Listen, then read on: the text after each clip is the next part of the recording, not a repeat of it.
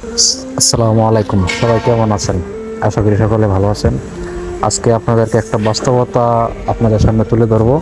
সেই জিনিসটা হচ্ছে প্রবাসীদের কষ্ট কেউ বোঝে কেউ বোঝে না। ঠিক আছে, এরকম একটা জিনিস দেখাবো। এই দেখেন, সবাই কত কষ্ট করে কাজ করে, কত কষ্ট করে দেখেন শুয়ে আছে। যে ভাইটা আমার লজ্জা হয়েছে হয়তো ক্যামেরা দেখে, তারপর আসলে এই ভাষা বোঝার মতো কেউ নাই। এদের কষ্ট কেউ দেখে না। এই দেখেন কত কষ্ট করে, দেখেন শুয়ে শুয়ে আছে ভাইটা আমার, কত কষ্ট করে সারাদিন পরিবারের জন্য কত কষ্ট। এই যে আরেকজন শুয়ে মোবাইল টিপতেছে। এই যে এক ভাই সারাদিন ক্লান্ত শেষে শরীরটা একদম নির্ঘুম হয়ে আছে। এই যে আরেকজন মুখ ডেকে ঘুমিয়ে আছে। মানে সবাই সারাদিন পরিশ্রম করে কত কষ্ট করে পরিবারের জন্য এত কষ্ট করে শুয়ে থাকে।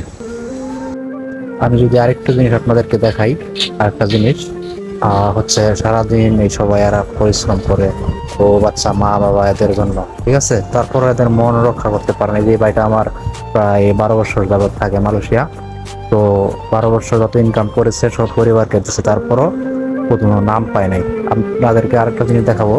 ওই যে দেখেন এক ভাই পরিশ্রম করে কত কষ্ট করে দেখেন শুয়ে আছে। মানে শরীরে একদম শরীর ছাইরা দিচ্ছে, ঠিক আছে, এই অবস্থা। সাইড দিয়ে লঙ্কান, মেন হলের সাইড দিয়ে শুয়ে। এদের কথা একটাই, পরিবারের জন্য সকল কিছু ত্যাগ করতে রাজি।